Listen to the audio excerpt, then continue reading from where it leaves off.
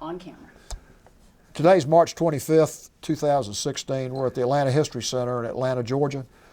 My name is Joe Bruckner. I'm a volunteer at the History Center. And with me today is Sue Verhoff, who is the senior archivist at the History Center. We're really honored today to have with us Mr. Carl Stone. Mr. Stone is a career Army officer.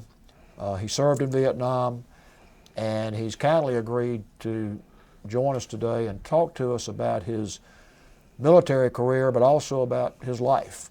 And this is part of the Veterans History Project, and Mr. Stone's story will be on record at the Library of Congress as well as the Atlanta History Center.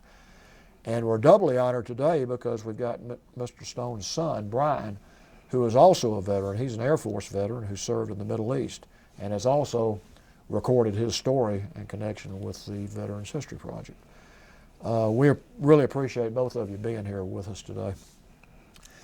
Mr. Stone, could you give us your full name and tell us your current address? Okay.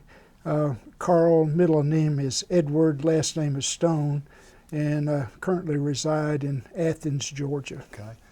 And where and when were you born? I was born November 9th, 1938, near the little town of Warwick, W-A-R-W-I-C-K, Warwick, Georgia, which is in Worth County, which is in the northern part of the county here in South Georgia. Okay.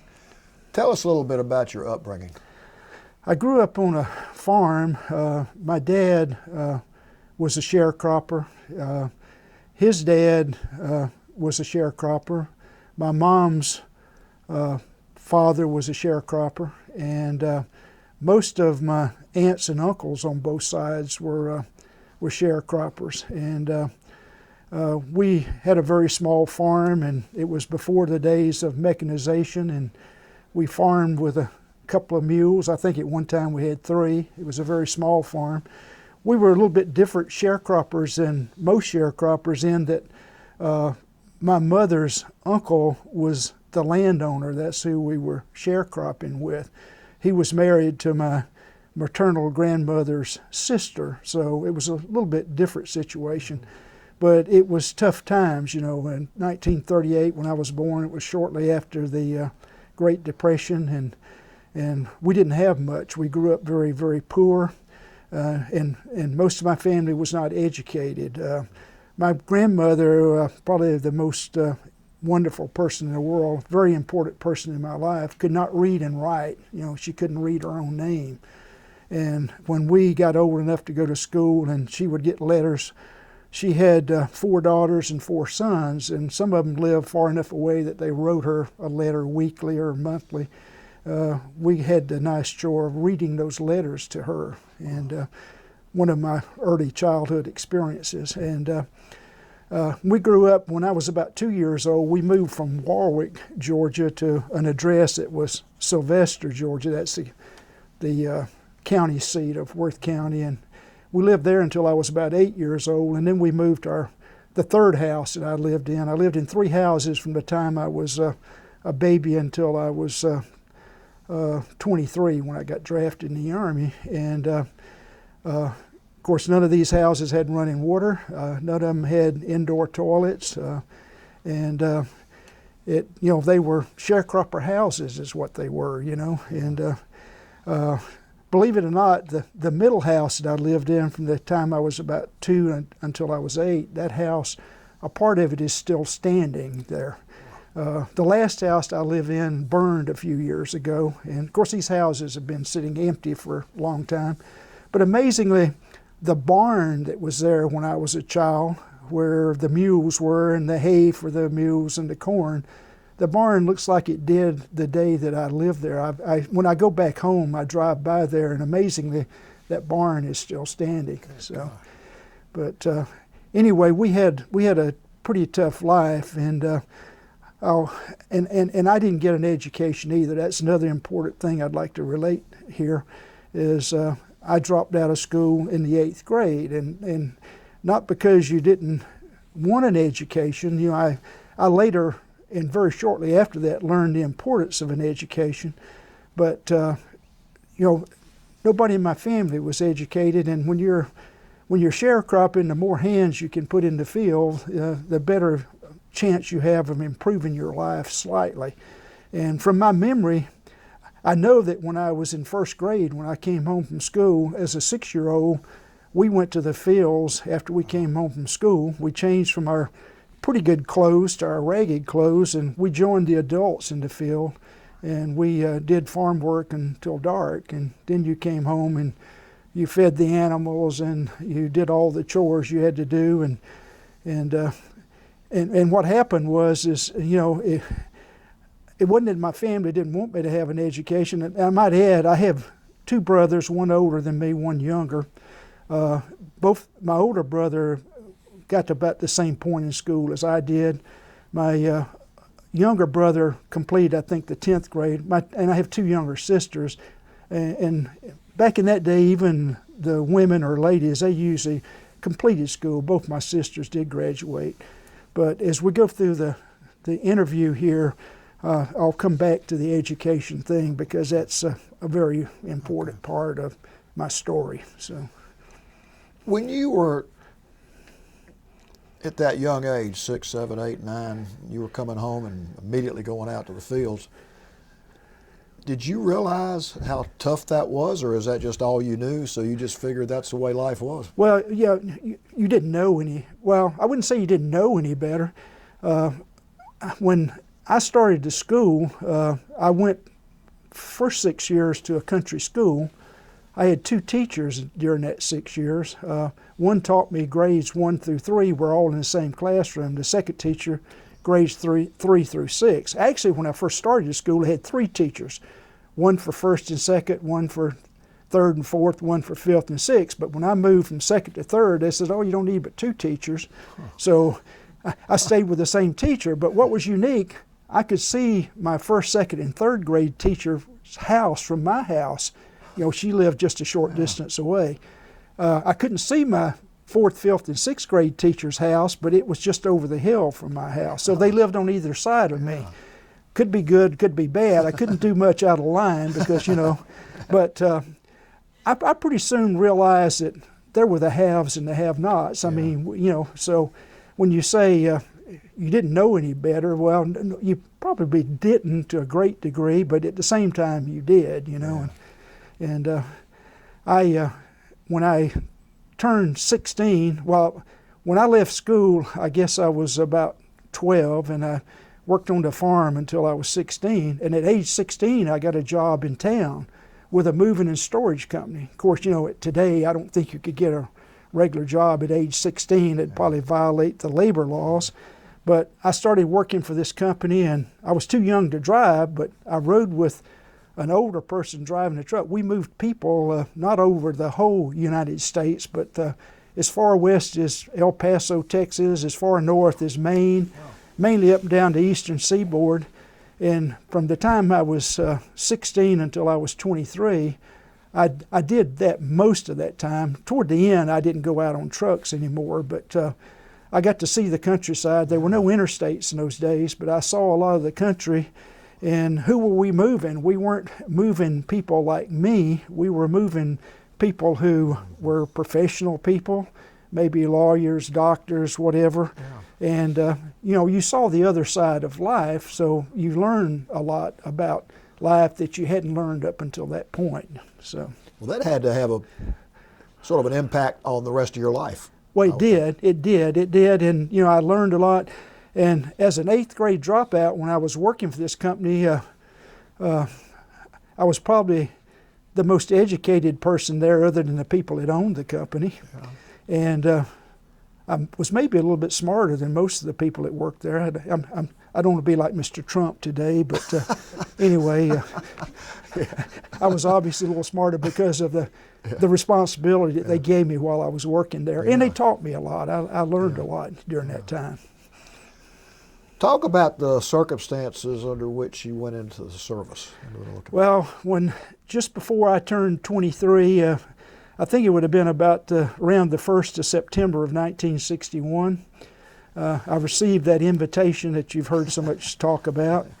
And because of where I lived in the state, I think most people would have come to Atlanta to the induction station, but down there we went to Jacksonville, Florida.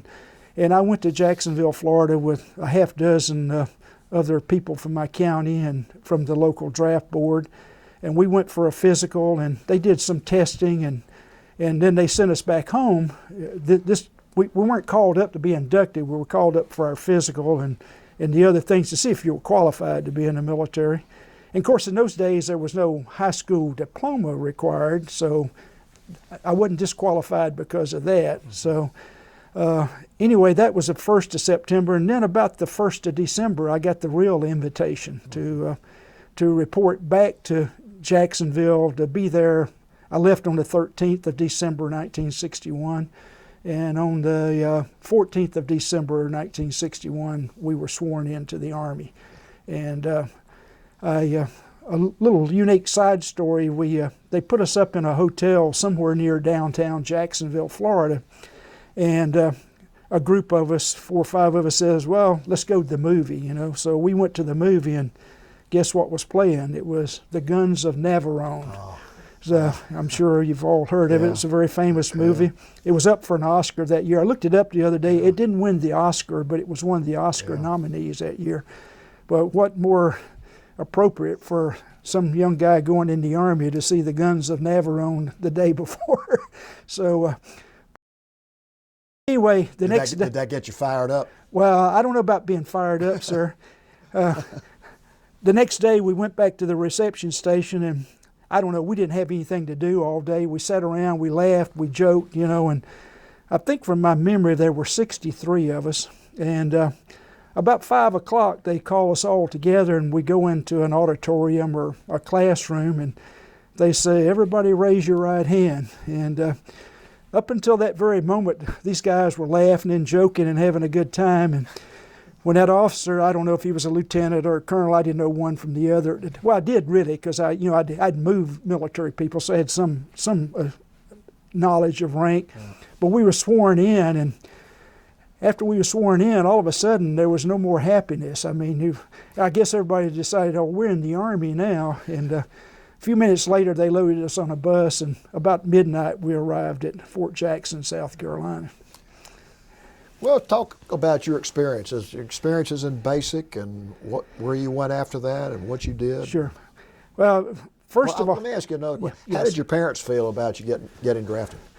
Well, I don't know that my dad, it probably didn't bother him too much. Let me back up a little bit. My brother was about 1.5 years older than me, my older brother, and he had enlisted in the Air Force right as he turned 18. So he had been in the Air Force pretty close to 5 years by that time. He had spent most of that time at Keesler Air Force Base, where Brian happened to go for his very first training. And but he had served a year's tour in Saudi Arabia, another place that Brian went. And he had come back, and matter of fact, he was stationed at Turner Air Force Base, which is in Albany, back where we lived. So, you know, they had one son in the military, but the thing I remember most vividly is my mom and dad. I had an older car. My first car was a 49 Chevrolet. This was 61, so it gives us some idea of the age. They drove me to the draft board that day in my own car, and I remember my mother crying profusely as they dropped me off at the draft board to be picked up by the bus to be taken to Jacksonville. So she probably wasn't too happy about it, but I don't think it bothered my dad a lot. But anyway, when we got to Fort Jackson, we spent about a week in the reception station. Remember, I was drafted on 14 December, and we get processed in, we do all the testing, and we start taking our immunizations. It seemed like they gave us 100. We probably only got about 30, but we got 8 or 10 of them there, and we got them throughout basic training. But when we got finished in the reception station, we were taken to our basic training company. And we got there one night. I don't know, I guess they took us at night. It was dark, I remember when we got there. And we spent one day in our basic training company, and the following day, they gave us all a leave. We went home. We've been in the Army for about less than 10 days, and we're home on leave now. So there were 4 other gentlemen drafted with me, 3 whites and 1 black gentleman from my county. And one of those people had a car, and they came all the way from South Georgia to Columbia, South Carolina. They picked us up, they took us home. We're in uniform, we don't know what to do. We still got that lacquer on our brass and all that.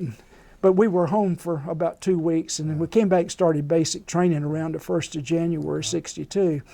And of course, I was drafted as a result of the Berlin crisis. And they were rushing us through basic training to get people out to advanced training in their units. One of the unique things is if you look in that book, the basic training book, they show this big parade there. But we never had that big parade because on Wednesday of my last week of training, they put us on a bus, and I went to Fort Knox, Kentucky, and for my first assignment other than basic training.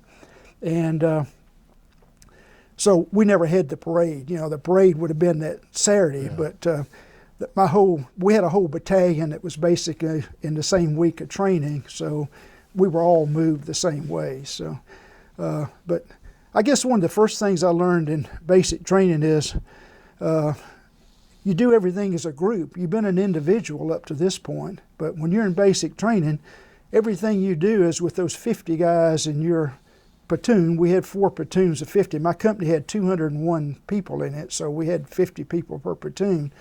You do everything with those 50 people, or you do everything with 100 people. You march to go eat. The only time you're free when you finish eating, you can run back to your barracks. But everything you do is a group environment, and you've been on this your whole life. You do things as an individual, or you do things with somebody that you have your friends, but not a group of 50 guys that you don't even know when you start out. So, but it was interesting, and it went by pretty quickly. I was there for about 2 months, and then went to my first assignment at Fort Knox. Okay. Well, talk about Fort Knox and what you did subsequent to that.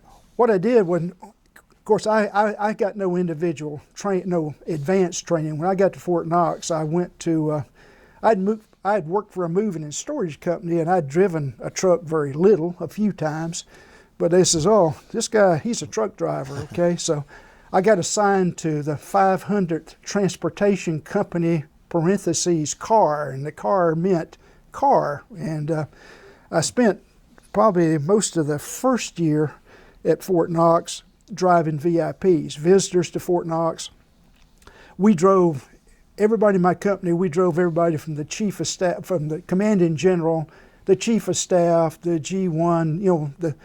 We provided sedans, and we drove those people around. Plus, anybody coming and going from Fort Knox, we drove mainly VIPs, and a lot of VIPs came to Fort Knox in those days. And they came into Standiford Field, which was the airport in Louisville, and we had to go to Louisville to pick them up, and when they finished, we had to take them back to Louisville. We would occasionally, in those days, we had an airfield there, and it could handle a twin-engine plane as they had in those days. There were no executive jets in those days, but some of the VIPs would come in to the airfield right there at the fort, but most of them flew in and out of the commercial airport. And after about a year, I was selected to be a clerk in our motor pool in the maintenance office. But I still had to drive, and of course in those days we had to pull KP. We had our own mess hall. We had a very small unit. We had about 120 people in our unit. And you had to pull guard duty, and you had to pull KP, all the things that young soldiers have to do. But coming back to the education, and this is a very important part of my career, they had a program there. There were many people like me who did not have a high school education or a high school diploma. And they had a program there where we got to go to school. The people I worked for, I guess they saw, hey, maybe this guy's got something promising, and they let me go to school. I believe I went for 8 consecutive weeks, 8 hours a day, 5 days a week, and we had very qualified teachers in all the basic high school subjects, and we were taught 8 hours a day in the classroom. And when we got finished with that, we took the the GED for our high school diploma. And I was, right after I finished it, I took it, and it was through the military education system. And they send you your GED, and I sent that to the state of Georgia. One of my documents in my notebook is a letter from the head of the Georgia Department of Education with that certificate. Oh. And the reason that is so important to me, it allowed me in the coming years, only 2 years after that, to become an officer. Without that piece of paper, I wasn't qualified. Okay. No matter how smart I was, that piece of paper, and that's why that education was very, very important to me. And when I look back over it, I have a lot of respect for the people who allowed me to not go to work every day, but for 2 months I went to school, you know, and it gave me that opportunity to get that document. Didn't make me any smarter necessarily, but you know, I got that piece of paper. And I'll go ahead and add now, and we'll have to talk about it later. After I became an officer, the Army let me go to school again full time. Went to school for almost 2 years. 2 years toward retirement. They paid me every day. And I got an undergraduate degree, and then a couple of years after that, I completed a graduate degree on my own. And first guy in my family up until that time that had a degree, period, I think. I think I'm probably the first person, maybe on my mother's side. I did have a cousin who was retired as an 06 from the Air Force as a chaplain. He might have beat me to the degree, but other than that, nobody in my family had ever gone to college. I know your family was proud of you. Yeah, very much so. Yes, sir.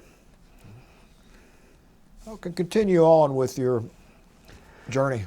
Well, after that, I spent the 2 years there. And of course, the first year I was in, the Cuban Missile Crisis occurred, you know, in the fall of, was it 62, I guess it was. I didn't get involved in that. Some people in my unit did. And then, you know, the following year, 1963, President Kennedy was assassinated. I was waiting to pick up a VIP, and in those days I had one of those little portable battery-operated radios. And when I didn't have anybody in my car that I was driving, I could listen to that radio. And I was up near the post headquarters at Fort Knox when it was announced he had been shot. And one of the unique things is from that day until the following Tuesday, we didn't do anything. You know, we didn't work. We had a TV in our day room, and we just watched the proceedings for, what was it? That was Friday, Saturday, Sunday, and Monday. Yeah. We all sat in our day room. We did have a formation. I was in something called Special Troops at Fort Knox. And that Saturday morning, we had a formation. And I'll have to tell you, I served a 3-year tour in Alaska. Brian served pretty close to a 3-year tour. I saw temperatures at 40 below zero, but the day we had that formation, the day after the president was assassinated, is the coldest I've ever been in my life. Right. We were in our fatigues, we had our field jackets on, we had our bunny hats, but when we got back to the barracks, not a single guy could unbutton a button on his clothing until we got warmer. And we had gloves on, I mean, but that's the coldest I've ever been. So. Including Alaska. Including Alaska. But anyway, in December of '63, I left the Army, and I went back home, went back to work just briefly for this company I'd worked for. But I guess by this time in life, with all the things that had happened to me, I'd kind of seen the light. You know, I says, no, this is not my future. And I went up to see the Air Force recruiter because my brother was in the Air Force, and he said, well, I can take you in, but, you know, and I had made E4 during my 2 years. And back in those days, most draftees left the Army as PFC E3, but I'd been fortunate. I'd made E4 probably 4 or 5 months before I got out. He says, I can take you in, but I have to take you in as a PFC or an E3 in the Air Force, airman. I says, no, I'm not going backwards. So I went over and saw the Army recruiter, and he brought me up to Atlanta, and I got assigned here to Fort McPherson for the first time. And I drove VIPs here. I drove generals and stuff like that. And stayed here about 6 months. And Brian's probably never heard this story before, but in those days, Atlanta was a mecca, okay? it was a booming time, and not only were there ladies galore here that lived here, but they had come from all over the South to work here. So it was a matter of just picking one of them. And I met his mother, my wife, but she happened to be a local. She did live here. She lived about 3 miles from Fort McPherson. And I met her, and then, of course, you know, right after, not too long after I met her, I ended up going to France. My next assignment was in France.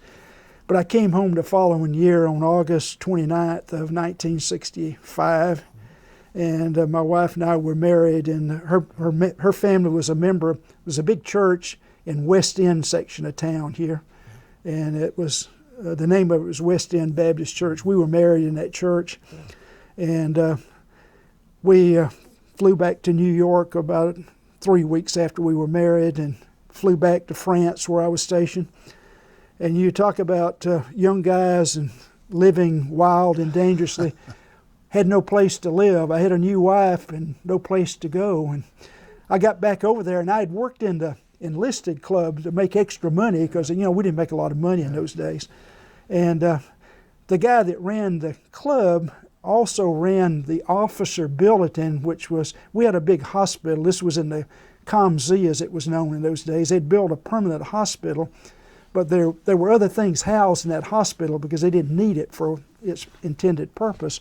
And he says, well, I can put you up in there. So my wife and I lived in the officers. I was an E5 by now, but we lived in the officers BOQ for about 2 weeks until a house became available on the economy, and then we moved into that. And then about the time I got back over there, the personnel NCO, which was at another place, I was in a place called Chinon, France. Our headquarters was in Ingrandius, France, and he called me up and says, I need you to come down and take these tests. I'm going to send you to OCS. So I went down and took the tests, and didn't hear from him for a while. And about 2 or 3 weeks later, I guess it was, he called me and says, oh, I got a board set up for you. And I went down, and of course I'd always been in transportation. I was in transportation there at this was an engineer depot there. And so I said, well, I want to be a transportation officer. So they had a transportation lieutenant colonel and a major, and of course I'm an E5, and I'd never seen this much rank up close, you know, in a military environment. I was scared to death. Didn't think I did very well, and then I didn't hear anything. And then about the 1st of January of 1966, I got a call and it says, here's your orders, and I was to report to Fort Knox again, and I went to OCS. I went to what was called branch and material. I did half the program at Fort Knox and then moved to Fort Eustis to do the other half. And when I met my wife, she was getting pretty close to completing her degree at Georgia State University here in downtown Atlanta. And she came back home for my stint at Fort Knox and went back to school and for a quarter. And then when I got ready to go to Fort Eustis, I went to Fort Knox on Washington's birthday, 22 February of '66. We completed there about 3 days or 4 days before Memorial Day. I reported into Fort Eustis for the last half of my training on Memorial Day of '66. And then and she moved up with me and was with me. And then when I graduated from OCS, I was assigned back to Fort Eustis, and I was a tactical officer. I had the great responsibility of deciding what other soldiers are capable of becoming second lieutenant. You're a brand new second lieutenant, but you're deciding who else can be a second lieutenant.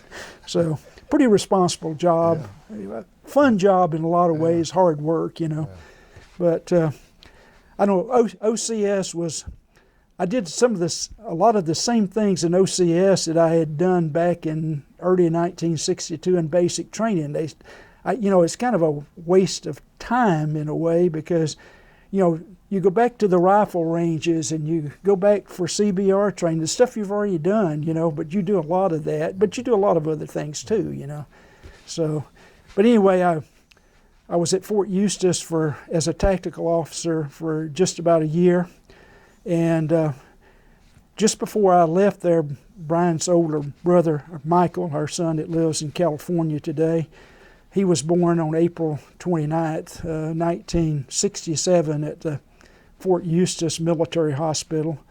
And 6 weeks later, he was 6 weeks old when I departed for my tour in Vietnam in June of 1966. Okay. And what was your feeling about going to Vietnam before you went? well, I don't know. I guess I didn't have feelings either way much. I'll relate a quick story to you. When I was stationed in France, I worked with a lot of French civilians. We had a lot of French civilians working with us. And most of them were elderly people, and they did the main work. I was a military representative. I sat in a little office about the size of this with about 4 French civilians doing our work. One of them was a younger gentleman. He was probably about Brian's age, in his 40s, and he had served in the French Army in Vietnam when they were there. And I remember as I was leaving, I was going to become an officer and obviously knew I was eventually go to Vietnam. Yeah. And I remember one of the things he told me. He says, I got out of the French Army after going to Vietnam twice, and he says, we didn't win, and you guys aren't going to win. And I said, oh yeah, we'll win. But as I've gone through the years, and of course my thoughts about Vietnam today are much different than when I went. But I go back to what he said to me. He says, we were there and we can't win, we couldn't win, and you're not going to win either. And I think he was probably very correct in his analysis, So that's interesting. But other than that, I mean, it's not very nice to leave your family and you have a new baby. One of the things I'll go ahead and that I had on my list to talk about, that is the toughest part of the military. I went to Vietnam for a year. I missed the whole first year of his life.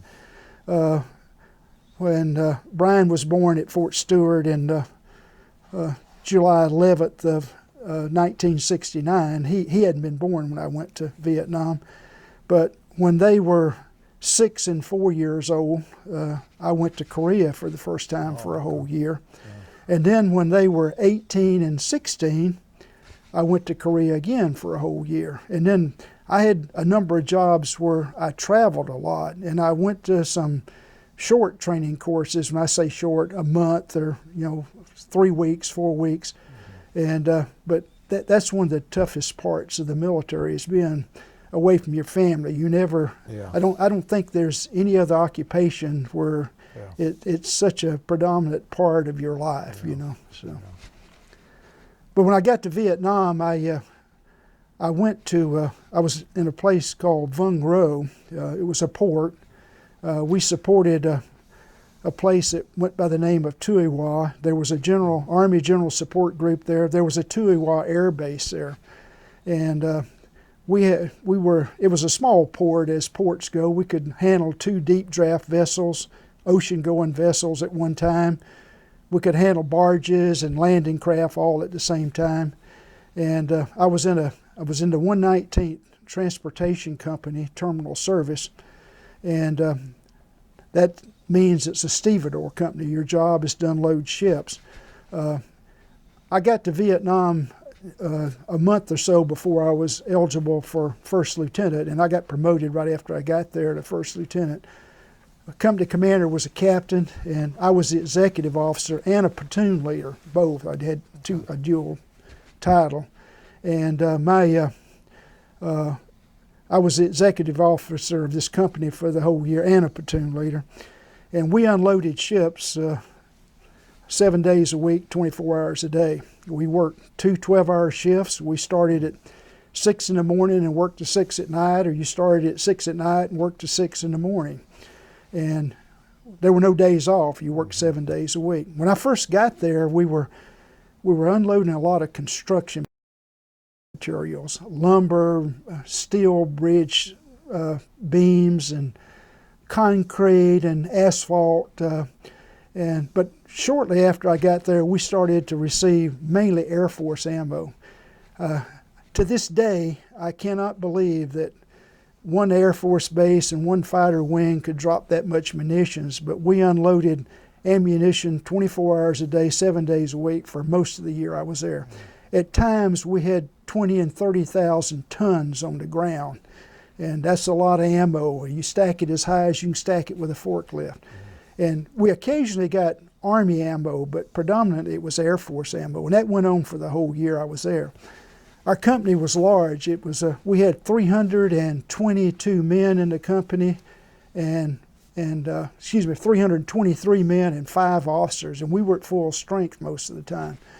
And we had most of the soldiers were draftees, and most of them young, but they were good soldiers. They worked hard. It was dangerous work, but during my time there, we never had anybody get. We had people injured, but nobody was ever seriously injured during my year, and we didn't lose anybody as a casualty during the year I was there.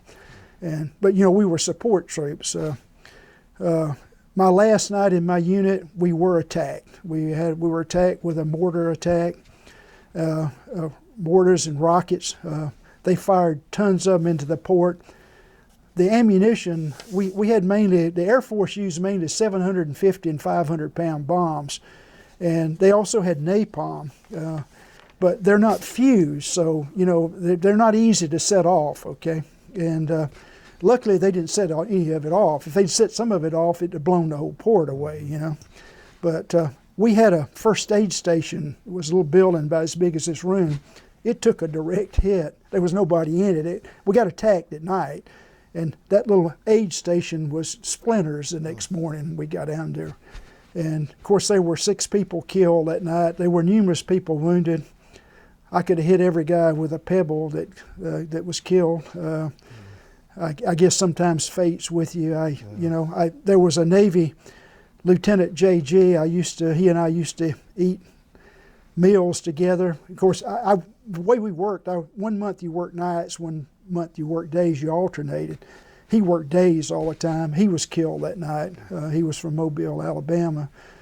He was the only person that I personally knew that was killed. But those people were not in our unit. He was a Naval Harbor Defense Unit. The other people that were killed, a truck company had moved in with us recently. In fact, a battalion headquarters had moved there just right at the end of my tour. That was my last night there, and I went back to Cameron Bay, and a few days later, one of the unique things, a lot of the people that I had trained as OCS candidates, they were now working they had a big, I guess you'd call it a replacement company at Cameron Bay, and everybody going on R&R, not everybody, but the people in certain areas, they passed through there to go on R&R to Hawaii and the other places. So the day I got my military records were at Cameron Bay. We were under Cameron Bay. I got on, as I remember, a Braniff Airways was still flying in those days, a Braniff 707. Because of my connections, I had a seat that night. So that was a pretty happy moment. I guess it was. Yeah. For somebody who's watching this who's not familiar with the geography of Vietnam, would you generally describe the location, say, in relation to Saigon? Oh yeah. Well, we were on. I would say it was the east coast of of Vietnam. We're probably about halfway up. Vung Ro was about halfway between Quy Nhon and Nha Trang. Mm-hmm. There were ports in Quy Nhon and Nha Trang. Nha Trang from my memory, was north of me. I think I have it right. Mm-hmm. And Quy Nhon was below me. I may have it reversed, but those ports were larger. And of course, Cam Bay was a mega port, you know, and it was a big logistics center. And in addition to that, there was a large Air Force base there. I actually flew in and out of Cam Bay, but a lot of people flew in and out of Tan Son Nhut, which was in Saigon. And then they built another airfield just north of Saigon that I think the name of it was Ben Hoa, is what I remember. And I had to travel some when I was in Vietnam. A unit our size, we normally, although we had good troops, we normally had 1 or 2 people in the stockade, and the stockade was at Long Bend, which was a big logistics complex I'd say on the east side of the city of Seoul, and even a person in the stockade got paid, and I was a pay officer. I had to go down and pay those guys. So this is right outside of Saigon, right? Right outside of Saigon, yeah. And I went there. I was in Vietnam during the Tet Offensive. The Tet Offensive happened in January. And I remember I flew into Ben Hoa probably from Cam Ranh. You know, they had the C-130s and 123s. That was how you got around in Vietnam. And I remember, and of course you had to catch a ride when you went somewhere. You had to hitch a ride with somebody. And I remember when I left Ben Hoa to go out to Long Bend, the whole area of the city had been totally obliterated during the Tet Offensive. We never got, where I was at, we never got bothered during it. In fact, that one attack, my last night there, was the only time we ever had any enemy activity where I was. So, that's something. You were there the whole year and you get attacked on your last night? Last night there, yeah. Wow. Well, it really shouldn't have been my last night, but what had happened, my company commander had rotated just ahead of me. I was a senior lieutenant that should have taken the company, but I only had a few days. So they put a lieutenant junior to me. He took the company. And of course, I don't know if it's changed a lot now, but in those days, you didn't work for somebody junior to you, not as officers. So, you know, I wasn't given the company because I just had a week or so. And my company commander, when he left, says, when he takes over the company, if you want to leave, you can leave. The moral of the story is, I left after that night. I was there all night. Yeah. It was a long night. Yeah. We didn't sleep any. They didn't bother us again. They didn't come back during that time frame. But the next day, I said, oh, well, he told me I can leave. I'm going to leave. I went to Cam Ranh Bay, and I spent about a week in Cam Ranh Bay, but it was a little bit safer, I'll say. Nice beach. Yeah. Well, I didn't go to the beach. But I want to go back to when you entered Vietnam. When you landed, when you first got off the plane, what was your first reaction? I don't know. I mean, first of all, when I left, I went to Fort Lewis, Washington. In those days, you went to Fort Lewis, and I flew up commercially to Seattle, got off at Seattle, went out to Fort Lewis, and I was there, I think, like 2 days. But from my memory, we went over to McChord Air Force Base, and we were, in those days, the biggest plane flying was the 707s. You know, all the airlines were flying us, and I was flown on a 707, and I flew into Cam Ranh Bay, and I was destined to this 119th Trans. That's what my order said before I left to go over. But when I got there, we got off the plane, and I was taken up to, I assume, a transportation unit or something in the main compound of Cam Ranh Bay, and I slept in a tent the first night. You know, it was just a GP general purpose tent, and the next day they took me back out to the airfield, and I got on a 130, and the only thing is the 130 went to every airfield in Vietnam, I think, before we got to Tuy Hoa. Finally, after airfield to airfield to airfield, you know, we had a whole plane load of guys. We ended up at Tuy Hoa, but I don't know that I had, you know, there's no apparent danger that I saw at the time, you know, and in fact, the area I was in, there never was a lot. That one attack we had the Koreans were up on the hill above us. They were our protection supposedly, but when you say what kind of feelings you have, I mean, you're just in a new place, you know, and, you know, I don't know. I guess maybe you're overwhelmed or something. I don't know. I don't remember any specific feelings per se, you know. One other question about your time there. Did you have the opportunity, either on base or in town, to deal with Vietnamese civilians? Very little, very little. Our port was somewhat isolated. There was no village close to us.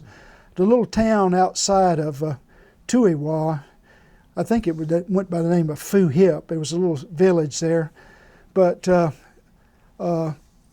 we would go in. You know, the area where the Air Force base, the Air Force had everything, even in Vietnam. I think they had a swimming pool there, of all things. You know, they lived first class. They had a snack bar where you could get a hamburger, believe it or not, in Vietnam. But as far as interaction with the local people, almost zero. We had a few Vietnamese that took care of our bathroom, and if you were in Vietnam, you know what the bathroom was like. You have they burned the barrels every day, and they did that dirty work. We had our own little PX because we were separated from everybody else. So somebody in our unit ran a little PX. The big PX was at the Tuiwara Air Base, the Army's General Support Group. So if you wanted to do any kind of big time shopping, that's where you went. But except for those few people that worked there, we had a Korean barber. We had our own little club. We didn't have an officers club, but we had a little enlisted club. But the only Vietnamese I saw were, they were probably 8 or 10 of them that worked at our place every day. They came there every day from one of those little villages. Yeah. But that was my only interaction with the Vietnamese. I basically didn't. I hardly saw any other than that. I never went. We had no village to go to per se, so I never went into town. There was no town or anything, so almost zero interaction with Before the we local. move on from Vietnam, is there anything else you want to say about your experience there? The one other thing, in about November of, I think it was late October, November, we had a typhoon, and the port was built right in we had a natural harbor area, but the port, when a ship came in, he could see the pier as he came into the port, and they had cut a road around the edge of the bay, and there was a little cove over here, and all the troop barracks, the mess hall, our little PX, the orderly room, our whole unit was located there. The officers, we had a little building over nearer to the port where we worked. And we knew this typhoon was coming, and we took the ships off the pier, and there was a protected harbor. They went up in the protected harbor and anchored.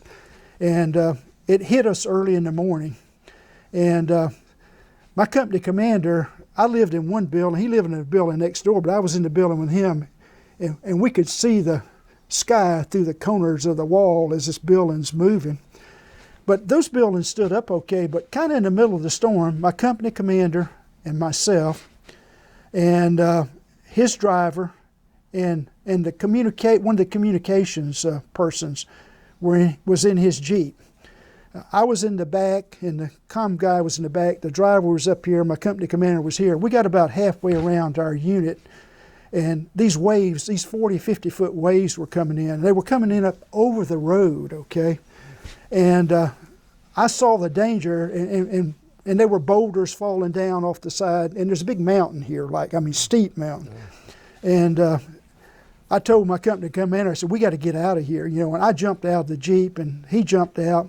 About that time, and the comm guy jumped out, and we're between the Jeep and the side of the mountain. And about that time, a wave came in, and it turned that Jeep over on its side, okay? And the waves were probably 20, 30 seconds apart. The next wave, and the driver's missing, we can't see him. The next wave comes in, and it sits it back up on its wheels again.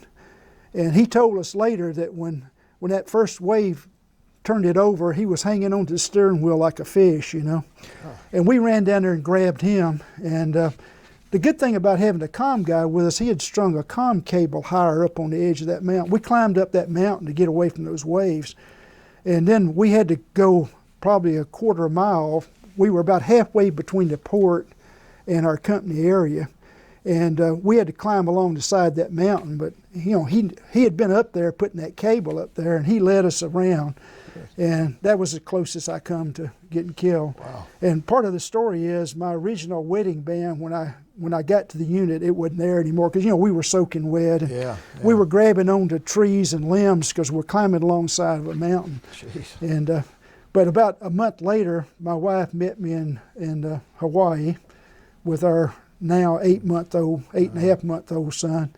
And I either she did or I did, bought this wedding band. Oh, good. It means a lot to you, doesn't it? And to her. Yeah. Well, you're back in the States now. Let's talk about Well, what happened next was I could have probably left the service at when I came home, because I came home in June and my 2 years was up on 2 August. So I told the Army, I says, I'm gonna get out of the Army, but how about give me a 5 months extension? And so they said, oh yeah, we'll give you a 5-month extension. And I ended up at Fort Stewart, Georgia, and I served the whole 5 months. I was about 3 or 4 days from being released from the Army. And by then, we knew that Brian was coming, and I says, well, I don't have a job. Got one baby and another one coming. At least we maybe will be able to feed them. And I made the decision to stay. And my battalion commander, they had to send a message to the Department of the Army because, I was supposed to be released in a week. And they said, yeah, you can stay. And of course, in those days, you made first lieutenant in 1 year, you made captain in 1 year. But because I didn't decide to stay in initially, I didn't get promoted. I was going to go out as a first lieutenant. But the day they approved my permanency, I was a regular Army. I was a reserve officer, so I was on at their call. I could have been put out at any time. I got promoted that very day, right? And then I was already in my second job. When I first came back, I was the executive officer of a medical ambulance company, 417th Medical Company Ambulance. And anyway, that was not one of my most exciting jobs, but back in those days, we had these command maintenance inspections. And they had one, and 1 or 2 of the units, this battalion I was in had 12 units. We had a clock in the officers club with a little hand up there, and every unit was an hour around that clock. And but anyway, 1 or 2 of these guys got relieved because they didn't pass their inspection. And the battalion S2, S3, he was a transportation guy. The truck company guy got relieved, so he went to take that company. And by then, this was a reforger unit. They brought these units home from Germany. And this medical company was getting ready to go back to Germany on its deployment for a month or 2. And by then, they got some medical service corps officers, so I became a battalion S2, S3. I'm a lieutenant. I have no idea what I'm doing. But I was saved many times in my career by good NCOs, and I had an NCO. He knew what to do, and he just kind of guided me and shepherded me. But anyway, the day after I got promoted, my battalion commander called me in and says, I got this company here, and he says, I'm going to have to replace this guy, and he says, you're going to be it. So I says, oh man, I decided to stay in the Army, and now I'm a company commander. Not only that, it had the reputation of being the worst unit on the whole installation. And so my wife, by then, she had finished her degree. She finished her degree while I was in Vietnam. She was a teacher in a local school. Well, as it so happened, one of the E5s in that company, his wife was a teacher, and she taught at the same school. So my wife goes to school the next day and says, oh, my husband's going to be your company commander. And she comes home that night, luckily tells me, and I says, oh man, you've ruined my day. I says, the guy commanding the company ain't been told he's been relieved yet, Now this E5 is going to go tell the whole company that his company commander's leaving, So I said, call on the phone and tell her don't say anything. Well, luckily for me, I think it was the very next day when I got to work, my battalion commander called me in. He called the company commander in. He was a nice guy. What he did, we swapped jobs. He took the S2, S3 job, and I took his job. And I was a company commander for the balance of my tour there, which probably one of the more rewarding assignments I had, but at the same time a very difficult assignment. This unit had been so bad not long before I took it over that the chief of staff, the colonel that worked directly for the CG, had to approve every person that got assigned to that company. It was a company, it was a petroleum company, it was a quartermaster company. I was a transportation officer. It was kind of similar. They had a lot of vehicles and a lot of equipment, but they had made it the wrecking yard. At that time, Fort Stewart had become an expanded flight training center. The Army had done flight training, Fort Walters, Texas, Fort Rucker, Alabama. But during the Vietnam War, they needed more aviators, so they expanded to Fort Stewart and Hunter Army Airfield. This unit was actually formed to go to Vietnam. It never went. So every, you probably heard the term before, and it's probably not a nice one, every 8-ball got pushed into that unit, you know. But right after I took it over, things turned around. I had a good first sergeant. I got a good motor sergeant, and not long after I got there, we had our CMMI, and we passed the inspection. Back in those days, if you didn't pass the CMMI inspection, every officer in the chain of command was fired all the way up to the top, you know. But also in those days, there were so many people failing the inspections because of the Vietnam War and rotation of people. They finally had to say, well, we don't have enough officers to replace all of them, you know. but anyway, I spent the rest of my tour there, and yeah, it was, I guess, somewhat rewarding, you know. Well, the fact that you could improve that company that much had to be rewarding. Yeah, we had an IG inspection, but also I might add that this was also the front end of the racial problem, okay? The racial problem. And another thing that happened during that time frame, and you may have heard of this, you may not, President Johnson implemented a program called Project 100,000. And during those years, they brought into the service, their plan was to bring into the service 100,000 soldiers by lowering the standards, okay? They lowered the standards for mental testing, the whole 9 yards, and they ended up bringing, I think, in during that from 66 to 69, they brought in 265,000 of these soldiers. And when I was a company commander, I had, I think, 2 or 3 in my unit, and the soldiers never knew that they were a part of the 100,000 project. They didn't tell them. And I remember I had to do confidential reports on these soldiers to report how well they were performing, how well could they do their jobs. And I might add that the ones I had were good soldiers, and you know, they didn't have to be a rocket scientist to do what we did. They could do their assigned tasks. So and they didn't, I don't think they ever knew they were a part of it. I mean, you know, a part of what I had to do was confidential. The report I had to do was confidential. They didn't know I did a report on them. So, but that was a part of it. And we had some pretty serious, the racial problems were starting. Yeah. So was the drug problem. You know, the drug problem was beginning to come into being, so. Yeah. Were you given any special training on how to handle those issues once your superiors realized that was a problem, the drug issue, the race issue? Not really. The only thing I would tell you is when I had my IG inspection, my battalion commander was a lieutenant colonel. And one of the problems I had was a haircut. You may remember the afro haircut was a big thing. Yeah. And I would send, you know, black soldiers, go get a haircut. Well, he'd go get a haircut and he'd let them just take the nib off of it. I'd tell him, go get another haircut. Well, you know, the barber didn't cut it free. He had to pay every time he went. Yeah. That was the biggest issue I had going on at the time. And the only thing I can tell you is when the IG finished with me, I think we passed our IG with flying colors. But I told him about it. I said, this is kind of issues I have to deal with. All I can tell you is he sent me out. I had an office about the size of this.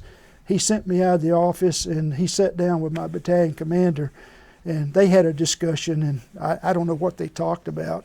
You know, the problem didn't necessarily go away. I mean, it was still there. You know, I left that command in the summer of, I think, July of 1970, and you know, from there it got worse, as you may well know. You know. So.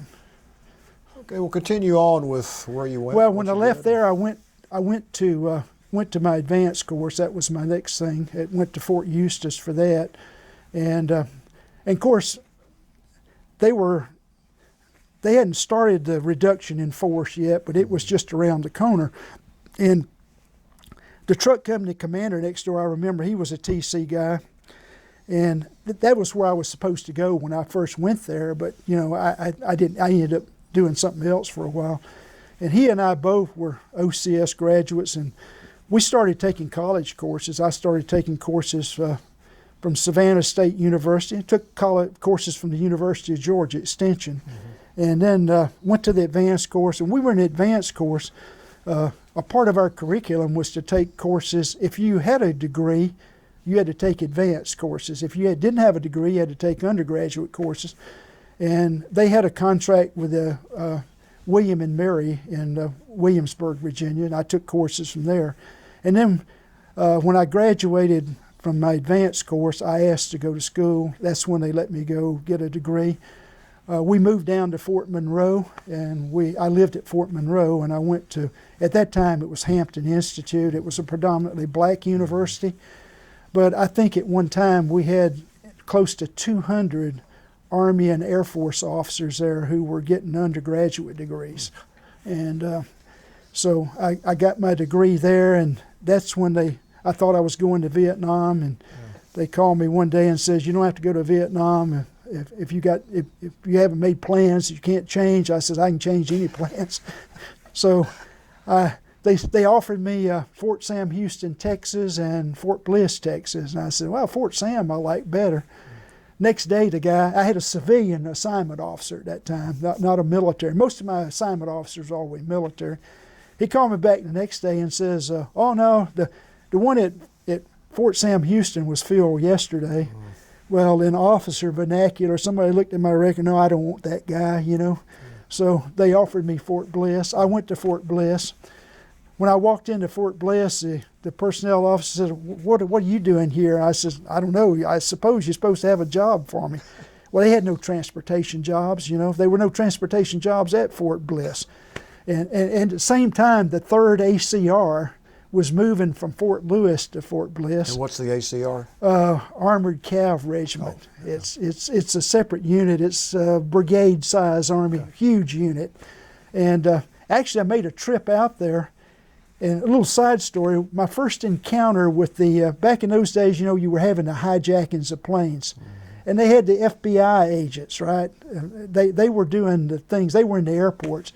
And I walk in, I take my family to Atlanta, and I'm flying out to Fort Bliss to get a house. I want to get ahead of these guys to get a house because, you know, we're not going to be there for another almost month. And I go into Atlanta airport, and they tell me I was randomly picked, but, you know, obviously I had this little briefcase. I'm flying to El Paso, you know, Juarez, across the border. Yeah. This FBI agent calls me over to the side, and first thing he sees is my haircut, and he said, "You military guy?" And I said, "Yeah." He said, "Can I see your ID card?" And that was the end of the interview, you know. Yeah. So, yeah. But anyway, we moved to Fort Bliss, and at first I was in an air defense artillery group with 3 or 4 other captains with no job, really. I mean, but right after I got there, they had the first rift, and they thinned them out. And let me back up a minute. When I was doing my degree, at that time in the Army, we had a reserve system and a regular Army system. If you're regular Army, you're like a tenured professor. They can't get rid of you. You know, you got tenure. So, but it's very competitive. So I put in to become a regular Army officer, and I was approved. I became a regular Army officer. But right after I got to Fort Bliss, if I hadn't have been a regular Army officer, I'd have been cannon fodder like these other guys. The first rift they had, all of a sudden, there was nobody left but the S4 and me. But I'd been there a short time, and then one of the battalion commanders, he had a guy, I had this knack of replacing guys that get fired. He was firing a guy, and he wanted to hire me, and I became the S4 of a Chaparral Vulcan battalion. As I wrote in my little notes here, that was the one time I was kind of a fish out of water. You know, I didn't, I was totally out of my field, so to speak. But I learned a little bit about missiles and that sort of thing, you know. But I wasn't there that long because they kept us on the move. Matter of fact, my assignment officer called me one time to tell me he was reassigning me, and then called me back next day and says, "Well, I can't move you yet. You haven't been there long enough." So,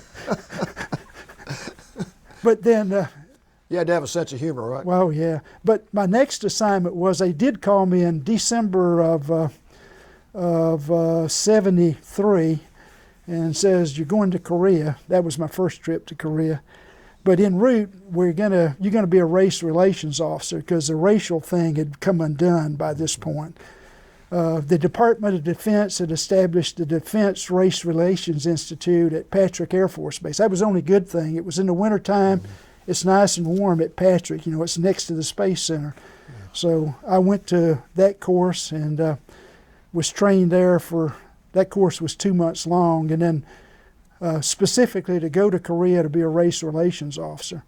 And of course, right at that time was when all the problems, the Air Force had problems, the Navy probably had the most serious problems. They had people getting beat with chains on ships, you know, and it was a black-white thing, you know, and the racial unrest in the country was going on. So it was going on in the military as well. Just before I got to Korea, they had a group of black soldiers that attempted to march on and take over the division headquarters. Great. And about the time I got there, we had a general in the Army at the time. His name was Emerson. He went by the name of Hank, and he was a Patton sort of guy, you know. And when he got over there, he started the most rigorous exercise program that I encountered during my 26 years. During my whole 26 years, there was physical training and no physical training and extreme physical training and none. But they were running these guys 5 and 10 miles in the morning. So, and what we had happen in Korea was like a lot of places here in the States. When you went out the gate, all the black soldiers went to the right and all the white soldiers went to the left. And just as I got there, he had just gotten there and he says, there ain't gonna be no more separation. They just told all the Korean businesses and bars on the north side, you're out of business. We move it all over here. They forced them together, but we had still had some pretty tough times. I did that for 1 year, and after that year, they'd have probably assigned me again, but I said, no, 1 year is enough. And it was kind of a twofold job. You had the role for the commander, just like an IG. Any soldier that thought he was being discriminated against, black or white or any other race, could come complain to you and you had to investigate it, just like the IG did. And of course, the other part of it, they implemented a very rigid, I think it was 16 hours of mandatory training. Every person had to undergo 16 hours, 2 days of training on racial sensitivity. And over time, you know, it got somewhat better, but it took a while for us to get through that. And then on top of that, let me back up a little bit. When I was at Fort Bliss, they ended the draft, as you well know, and we went to the all-volunteer Army. And my battalion commander went to the commanding general and said, sir, if you'll give me 150 of the last draftees, I'll take them and train them. So that battalion that I served in there for about a year, we brought in 150 or so of the last draftees and we trained them. Of course, one of the problems the Army had during that period, this was an Army-wide thing, the recruiting of the all-volunteer force at first, there was a lot of graft and corruption. They moved a lot of officers into the recruiting command because, you know, recruiters were under extreme duress to bring people into the Army. And, you know, they were manufacturing diplomas and they were disposing of criminal records and all this, those things like that in order to meet their quota, you know. So, but and some of the soldiers during that early period were somewhat marginal as well. But over time, you know, I mean, we worked our way through that. So that was another thing. Did you find, say, over the next, I don't know, 10 years or so, that once the all-volunteer Army had been established and was set, that the racial and drug issues got less severe or about the same, or did you see any change? Or? Well, I didn't serve with troops that much in the latter part of my career. My assignment in Korea in 74 and 75, the troops were smoking so much pot. I used to play golf. We had a little 9-hole golf course that had 2 sets of tees to make it a simulated 18-hole golf course, and there was a little river hedgerow thing in the middle of it. There was so many GIs smoking pot in that hedgerow that you get high playing golf. And I was in the Division Support Command. I was the race relations officer for the commander of the Division Support Command. And I guess it was like our headquarters company. The finance guys and all these special guys were in there. the story, I never went into barracks. You know, I lived in a BOQ building, but they said they had to run the exhaust fans to pump the marijuana smoke out. So yeah, it got, this was 74, 75. Yeah. And from the rest of my career, I was in a major headquarters or at a major installation, and I never had a lot to do with troops anymore. I can't truly tell you when it got better. I'm sure there's still some of it there, you know. I hear a lot of talk about, you know, they got these rigid rules about synthetic drugs, so you know, I guess they're still dealing with it, you know. Tell us whatever you'd like to tell us about your tours in Korea, your experience there. Well, as far as overseas areas, my first tour I was in the 2nd Infantry Division, and I was up near the DMZ, and you know, we were pretty remote. Of course, we had a fairly large town right outside, and we weren't that far from Seoul. We got to go to Seoul occasionally, but the Korean people were very friendly, and had quite a bit of interaction with the Korean people. So I would say of overseas, Alaska was overseas for me. If you didn't live in Alaska, it was overseas.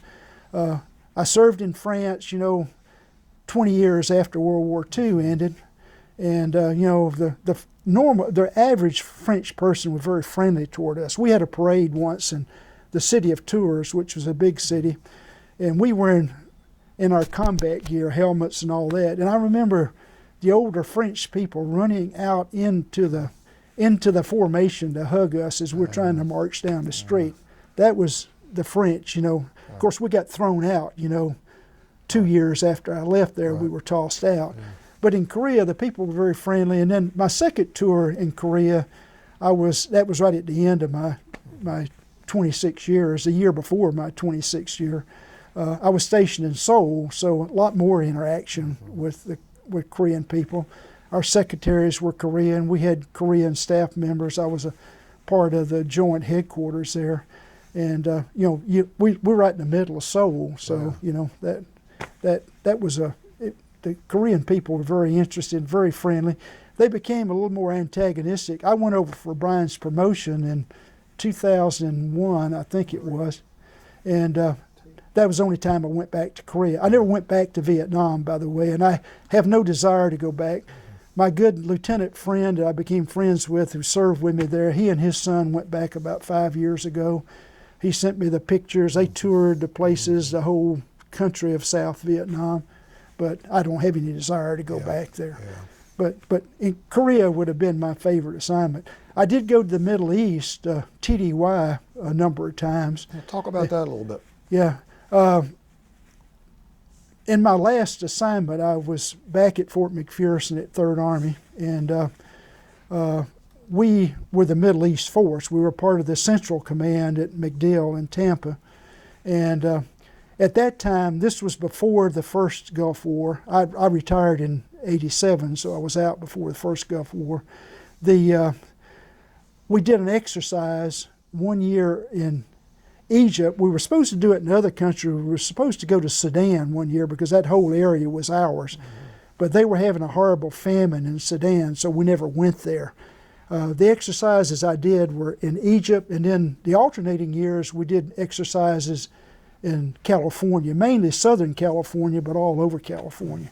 And I was a transportation planner. You're planning the airlift, the sea lift, and here in the States you do some rail lift. But that's what I did in my last years. I was at 3rd Army at Fort McPherson. I got there in 83, and in 85, I got sent to Korea for a 1-year assignment with the understanding, left my family while I was there. They stayed right in the same house in Atlanta, went to Korea for a year, came back to the same job that I'd left, and spent my last year in that same job. So. When you were stationed at Fort McPherson, did you live in any of those houses? No, those nice houses? never lived. I never lived on post at Fort McPherson. When I was first assigned there, 75 to late 77, a Forces Command had just been formed. They had split, you know, the Training and Doctrine Command at Fort Monroe into two things: Forces Command and TRADOC. I got there when Forces Command was brand new. I was a captain. I was promoted to major while I was there. But one interesting thing, I was still, as a captain and major, I was the most junior officer there. Those headquarters are staffed with lieutenant colonels and colonels, you know. Yeah. And that's both good and bad. I mean, you know, you're a rookie, so you get to make rookie mistakes. But at the same time, you know, you're working with guys, everybody's senior to you, you know. There's nobody junior to you, know. There's no lieutenants there. You're always looking up, right? You're looking up, yes, sir.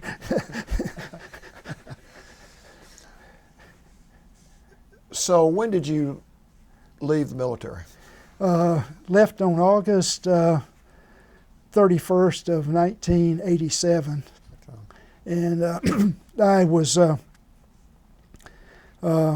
actually left about two or 2.5 weeks before that because I had some terminal leave. Okay. And So I you left. had 26, oh, excuse me, go ahead. We left and we moved to Memphis. My wife had already taken a job in Memphis. And Brian and we had a little dog named Corky. And back in those days, you could do what they call a ditty move. You do it yourself, that's what it stood for. And of course, I wasn't sure where I was going to end up. And I stored about half my household goods. It's kind of weird how these things come in circles. My household goods were stored in Athens, Georgia for some reason. Don't ask me why.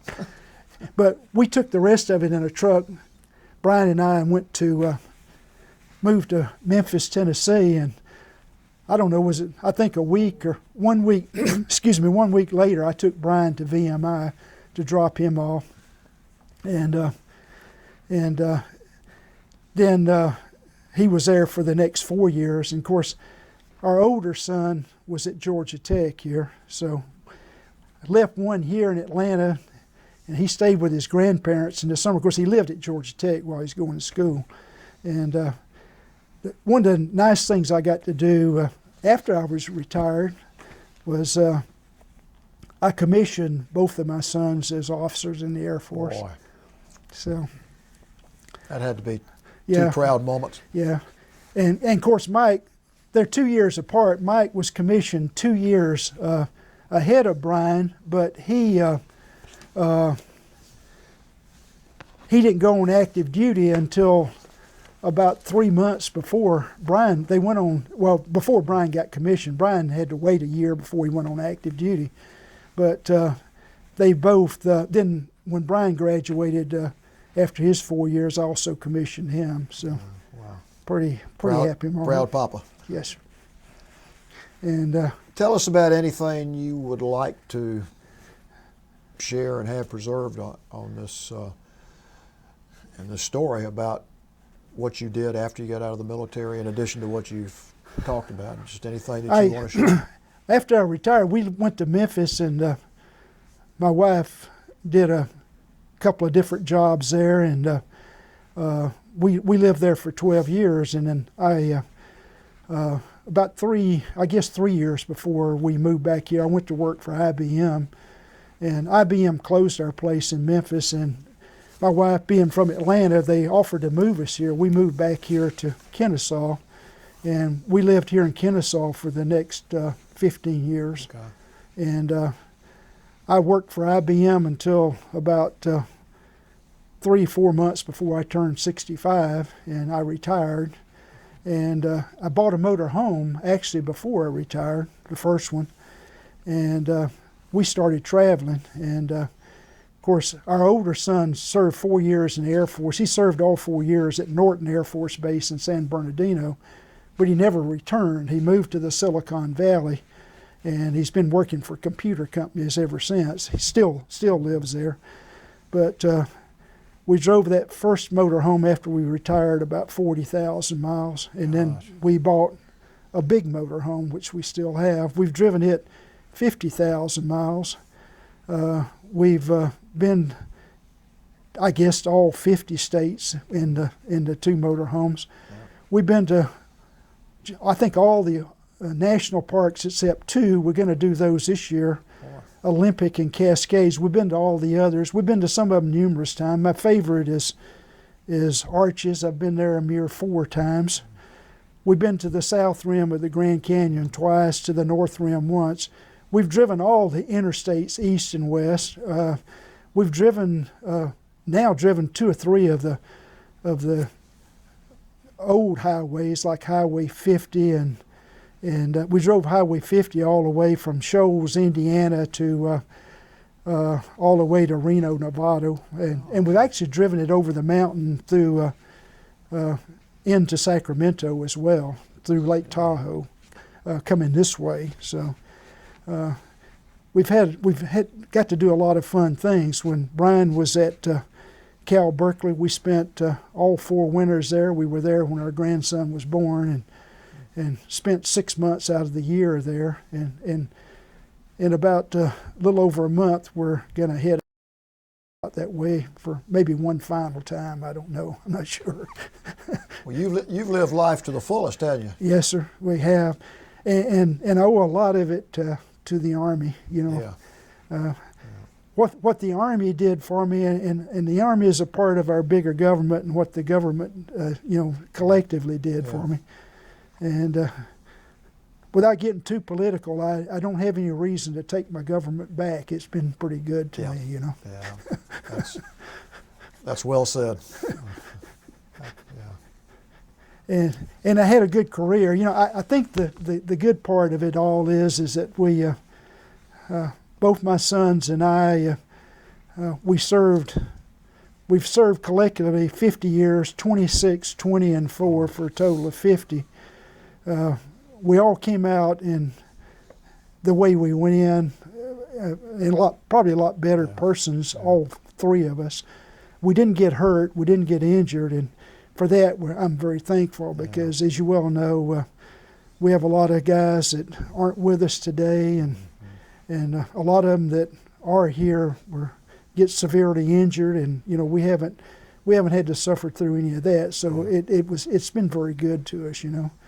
And I don't know that I would have ever went in the Army if I hadn't been drafted. And I was 23 going on 24 when I got drafted.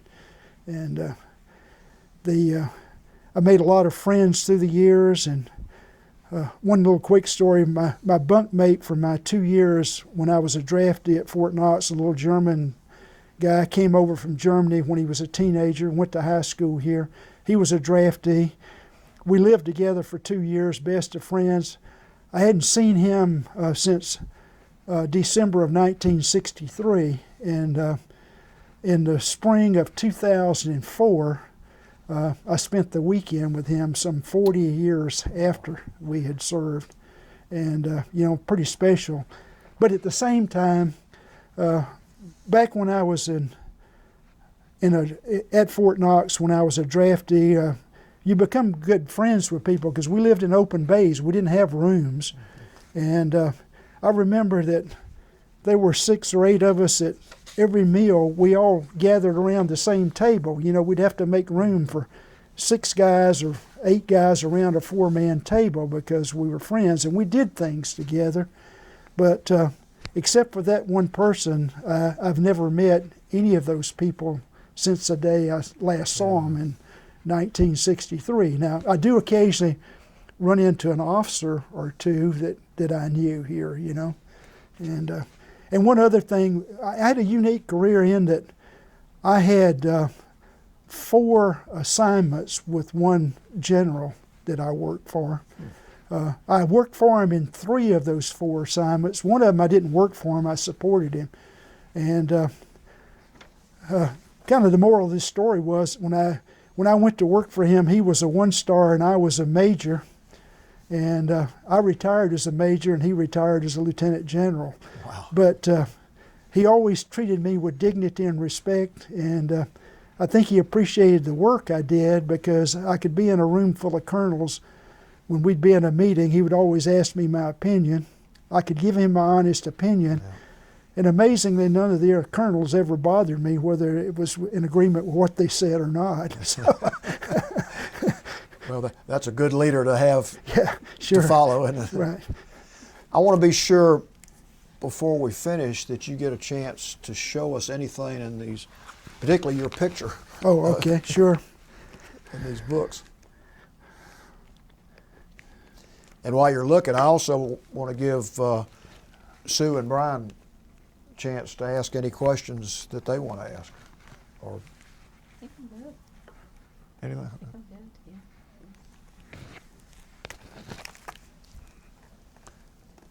I have to hold it up a little bit.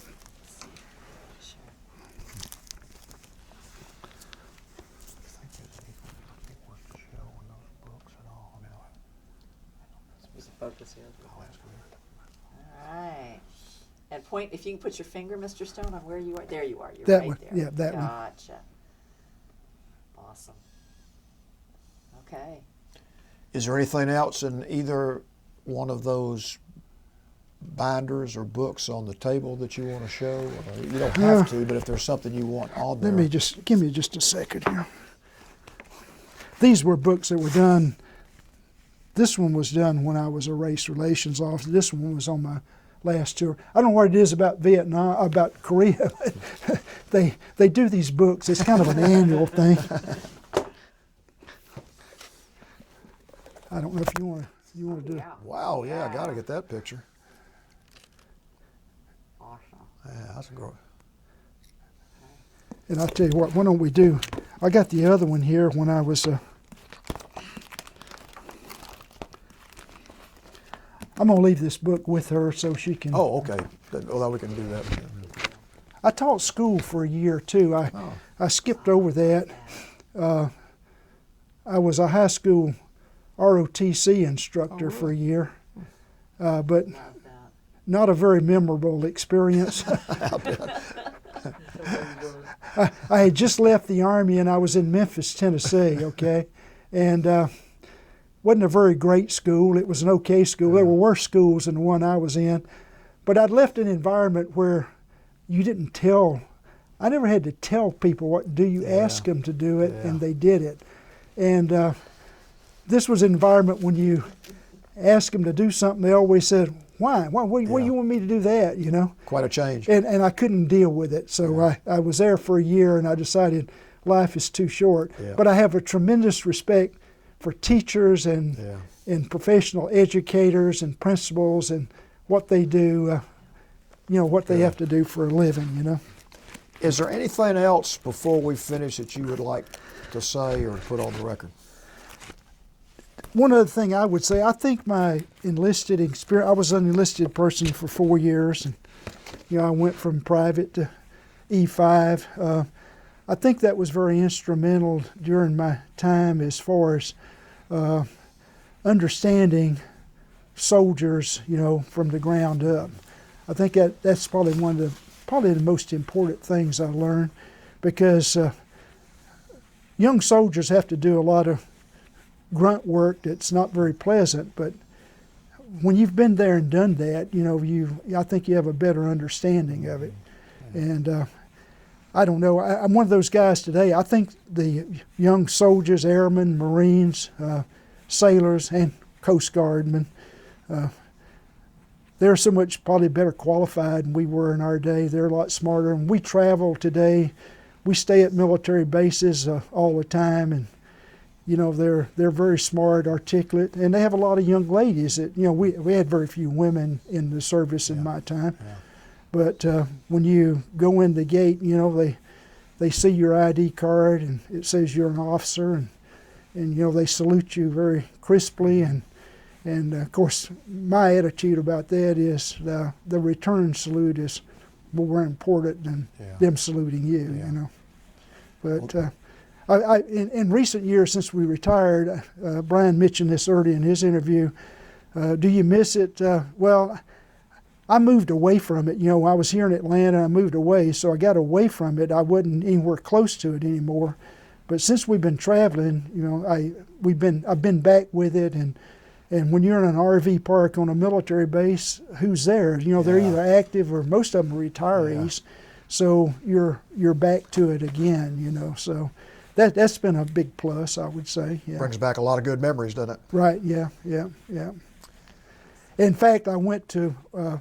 They had the first OCS reunion in 2014 up at Louisville, Kentucky, for people who attended OCS at Fort Knox. And amazingly, very few of these OCS graduates stayed in the military. They served 2 years, most of them, and got out. But it was a lot of fun to go back. I was the only member of my class that was there. But, they were probably, I think there were like 2,000, 3,000 officers trained in this program at Fort Knox.